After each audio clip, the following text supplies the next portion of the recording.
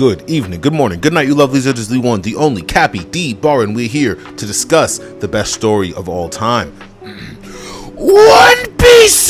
Chapter 1186 and 1187. I hope all of you are having a good one. However you catch this, whenever you catch this. Now, this is one of the shorter chapters for 1186, but good amount of shit happens, good amount of things that I think, play a big part in the overall narrative of Elbaf. Really quickly, we flash back to the royal room. Gunko and Brook are kind of just lying there, trying to figure everything out. Well, but Prince Luffy is, dead, and Gunko there, and Gunko is there, and Brook is there, and they're just trying to, essentially make sense of the situation.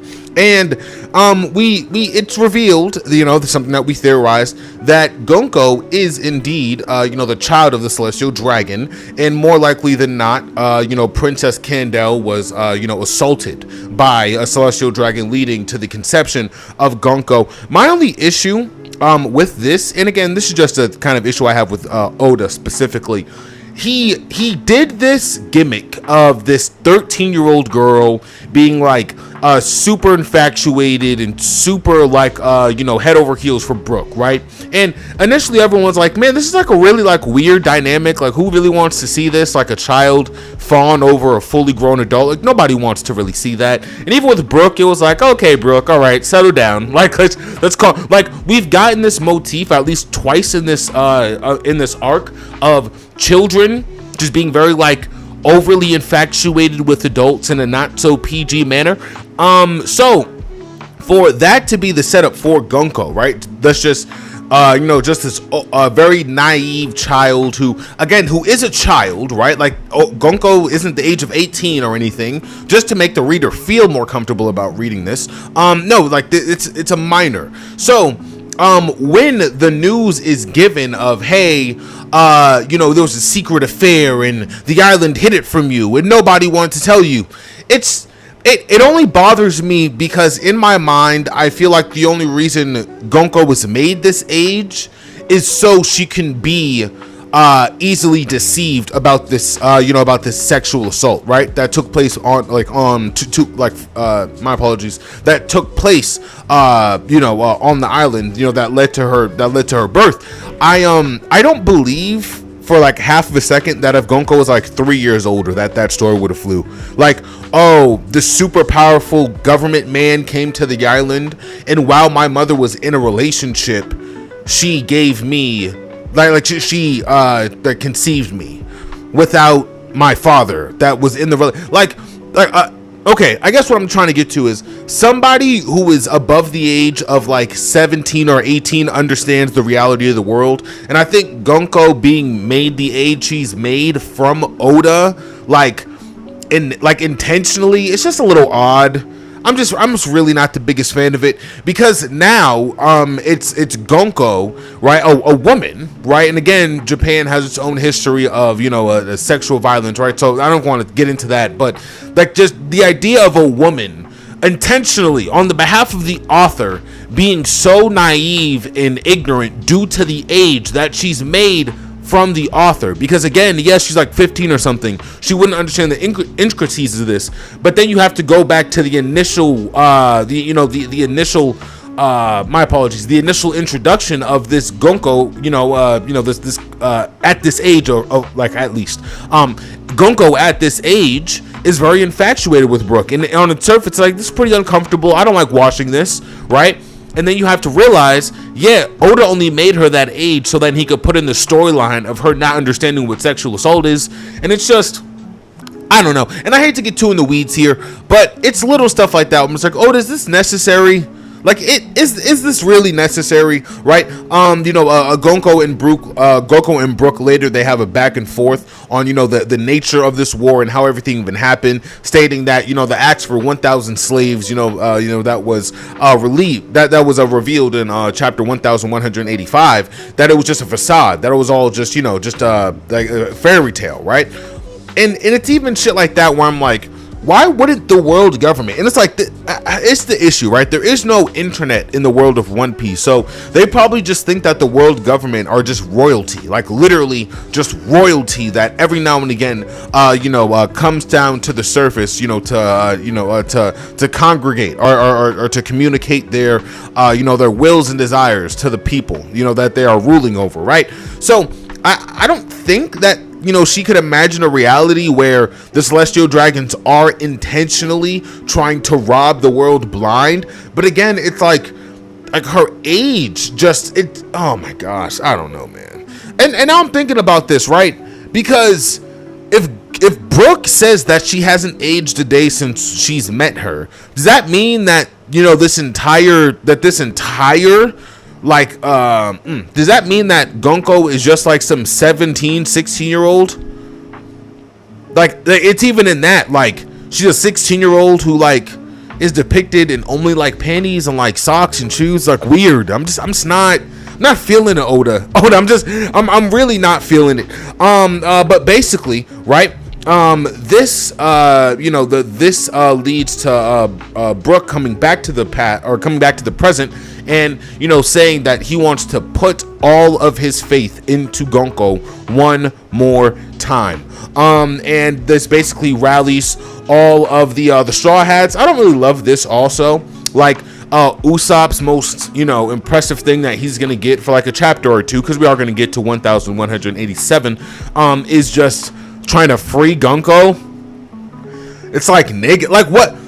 I feel like the Straw Hats could be doing a lot more, and them not doing it. It puzzles me. I'll be honest, Oda. It puzzles me. I'll be transparent with you, my nigga. But again, they all rally around Brooke and attempt to put their faith in Brooke. Essentially putting their faith also in his belief that Gonko will still return, and again showing those my apologies, showing those character traits of independence and self-determination that we spoke about a chapter or two ago. So there's an aspect of me that wants Gonko to do something good, but then again it's like, are we dead ass? Like Jinbei and Frankie's like most important thing they could do right now is Elbaf is burning and being overran. Like, but here's my question: Jinbei doesn't want to like bolster the forces of Sanji. Frankie doesn't want to maybe create like some defensive tactical things for Zoro. Like their most important thing that they could be doing right now is Gonko. I just don't buy that. I just don't buy it. I don't buy it. I don't know. Call me fucking crazy. Essentially after this, right, we see Luffy, finish up his, 3,200 ton meal, and then he races over to Loki, right? Loki and Imu are still throwing the ones. Again, Loki stocks are at the fucking moon. Again, 6 chapters, or 6 or maybe like 10 chapters of holding your own against Imu. Very fucking impressive. I hope that Loki gets the credit that he deserves from the fandom. A lot of people are speculating if he's even as strong as Zoro, and it's like, come on, guys. Hey, come on. Hey, my Nakama. My Nikas. All right. Hey, I fuck with all y'all. We gotta start being dead ass though. We gotta start being serious. After Luffy, reaches Loki, Imu enlightens Loki of the historical significance of this matter. Right. Apparently 600 years ago, the giants fell due to a similar fate, trying to protect their children. So Imu seems to have the really long history of boxing with the giants and essentially trying to step on their work basically. Loki, he says like, oh man, I bet you feel so strong and so big for this, you're trying to kidnap a bunch of kids, how fucking terrifying, right? Scott Hall, scary fingers. But Imu saying this, it kind of enlightens all of us that there is probably going to be a period sometime in the future where Imu also goes after the Neptunians, right? We could see him, also, do an attack on the Tentatas, right? The Skypians, Shandians. Like, there are certain aspects, Wano, there are certain aspects of the One Piece culture, right? One Piece cultures, I guess, plural, that Imu seems to just have like this kind of old world, ancient void kind of just grudge with, like bad judges, and it's I don't really know if Imu has the right tool set, because if I'm thinking about it, right, if at least the Neptunians in Wano have Pluton and Poseidon separately, right? Emu has Uranus.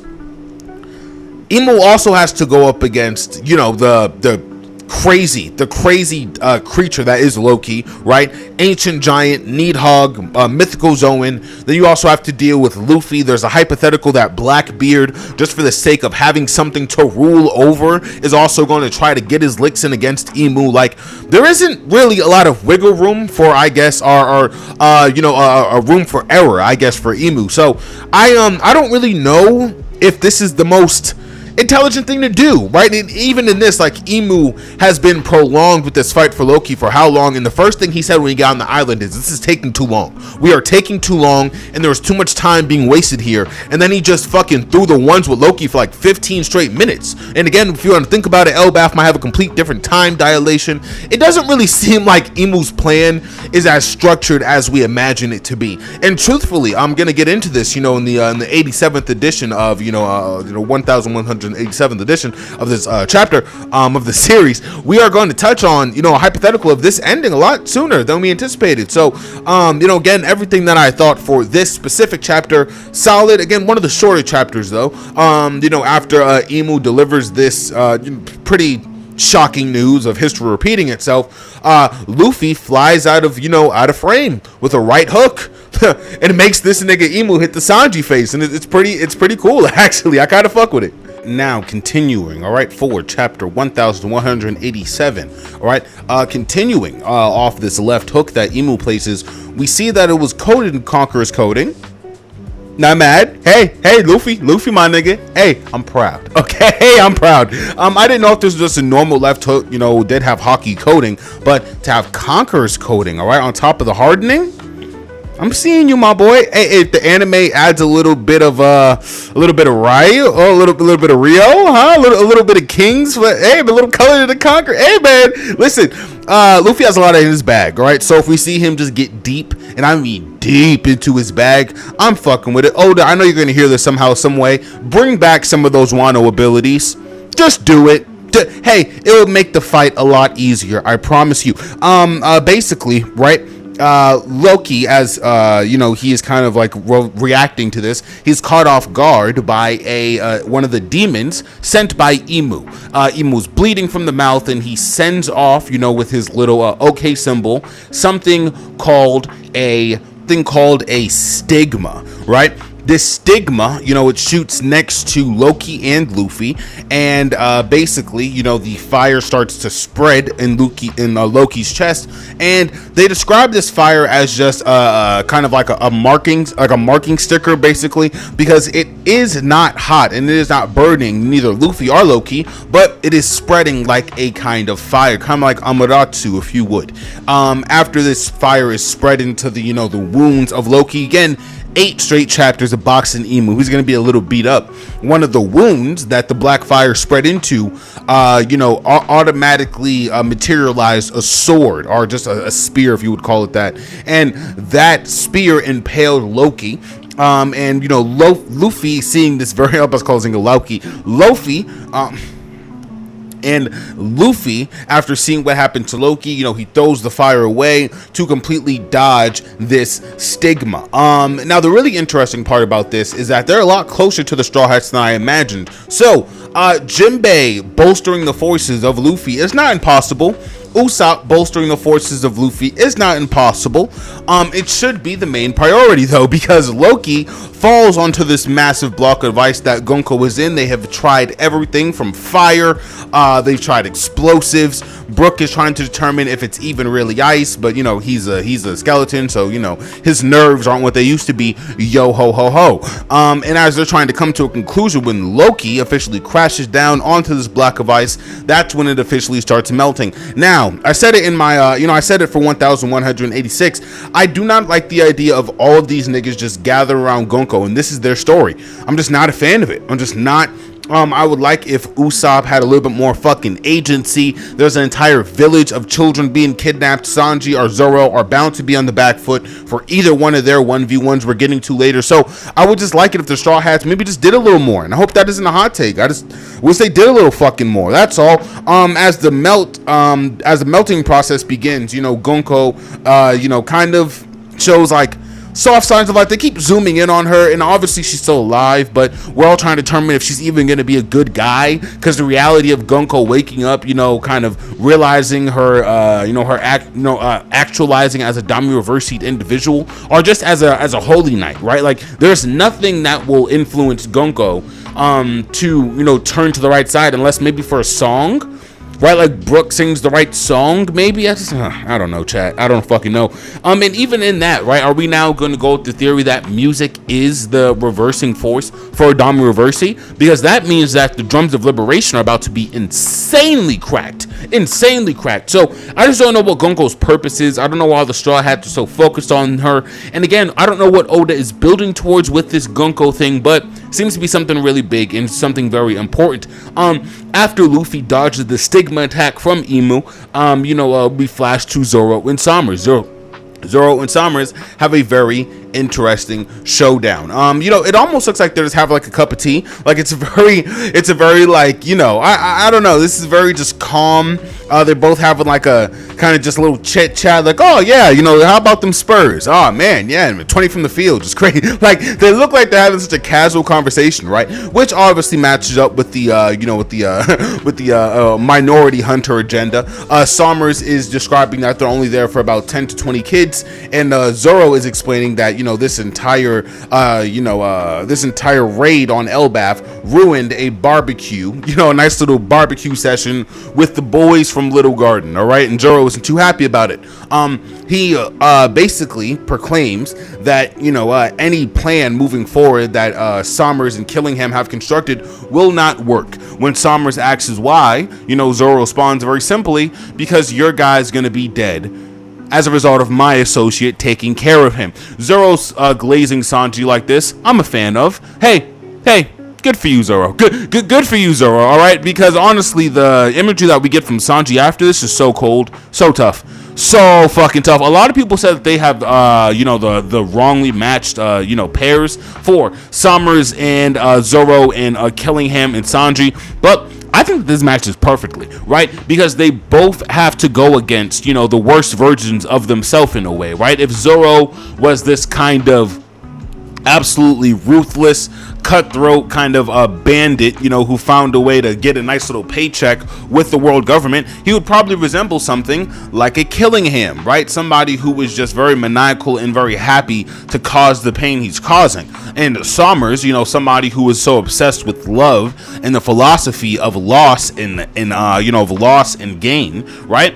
He would immediately, mirror somebody like Sanji, who has not only lost his mother, but he has had a lot of loss in his love life, right? Using that love now as a catalyst for the violence that he perpetuates in the world. I think that Summers is a really good mirror of what Sanji could have been in an alternate universe. So, again, just Zoro and Sanji being paired up against, you could say, their rivals' worst qualities. I think that that's actually a very strong story beat for Oda specifically. So little +1 for that one. Lastly, Sanji essentially tells Killingham that this little plan of having all these things going around at once is not going to work. Sanji is focused on the massive woman that he can't hit because she's a woman. And that's a bit of a drag. He's focused on the women crying. He ain't see a woman cry. That's a bit of a drag. Looking at the kids are in disarray. But his attention is focused solely on Killingham, and he deducts that the second he takes out Killingham, the problem will essentially alleviate itself. Honestly, very high field IQ from Sanji, not letting his emotions get the best of him. And in this moment of just pure passion, he tells Killingham he'll get the job done because he knows his secret, and that secret is mass hockey, right? Like essentially a form of Conqueror's hockey. Killingham alludes to this, asking him, "Oh, so you also possess the powers of a conqueror?" Right? And when Sanji reflects on this after being kicked into a building, Scopper tells him, "Sanji, I believe that you have the capabilities to be a conqueror, but it seems like you burden yourself too much with painful uncertainty. To unlock this ability, to get to that next level, you must become a king." And in the midst of Zoro doing what he's doing with Summers, in the midst of Sanji doing what he's doing with Killingham, we flash over to Captain Monkey D. Luffy of the Straw Hat Pirates in his Gear 5 form against Neurona Emu. We get a title card, the exact same kind of title card that we got for Wano and Kaido and Luffy, implying that this fight will most likely hit some kind of conclusive end, which is fucking insane. Okay, it low-key kind of puts a lot more stock into those Blackbeard, hitting a sneaky 3, right? Blackbeard pulling the hat trick. All of that really does hit more now. We're getting a title card for the end villain. I shit you not, chat. We might have like 3 more arcs. We might see Emu retreat and maybe Emu get revived, but Emu is 100% getting beat by the end of this arc. No fucking questions asked. 0 questions asked, because that immediately sets up Blackbeard, pulling that hat trick. I was left shocked looking at this title card, because initially you imagine that these two are going to throw the ones, Emu's going to assess the situation again, maybe take into accountability this time dilation that they mentioned, and just retreat. And now we have to deal with the rest of this, maybe with more God's Knights, or maybe Shamrock comes into the fold. But no, the title card is Neurona Emu versus Monkey D. Luffy. We're getting Gear 5 versus the endgame villain right now. No break next week. It's very likely that in the next 5 or so chapters, Sanji will unlock his Conqueror's Haki. I'm pleased, man. Like, I'm fucking pleased. Again, we can get into the, the nooks and crannies of Gunko and the story of her, unfortunately, just by, on behest of the author, not having the age and wherewithal to understand what really happened. Something that's very prevalent in the, in the anime community, I'd say. But, again, if I want to sidestep that and the ideas that Oda is kind of trying to muster up for Gunko, maybe even like I don't know, like, I doubt they're drawing the Straw Hats, but maybe it'll be a situation with, like, Yamato, where it's, like, just a proxy to the Straw Hats, and maybe, like, an inside man kind of thing. I don't know. I don't fucking know. But, that was everything that your boy had for 1186 and 1187 One Piece. Very strong chapters. We're moving through Elbaf at a very brisk pace, and I'll say humbly, I don't know what the fuck is next. The massive hammer fell right next to Usopp. That could be a thing. I want all of you to know that's possible. Any other upgrades for the Straw Hats are probably going to come in at least a good 10 chapters or so. I don't know what they would do right now against, the gods, Demon Zaza, or Holy Knight. But again, I feel like that's what Straw Hats are supposed to do. They're supposed to evolve and get stronger as the challenges progress. So the New World isn't here to play, and we're getting Emu and Luffy.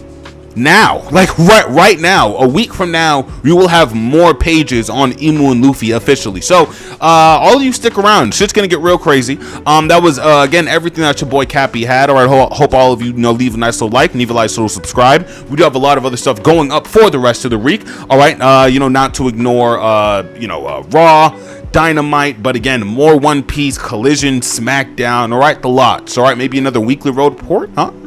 It's possible. Anything's possible. All right. Hope all of you stay healthy, stay hydrated. All right. However you catch this, whenever you catch this, and as I always say, all right. I hope you all stay tuned, stay safe, stay beautiful.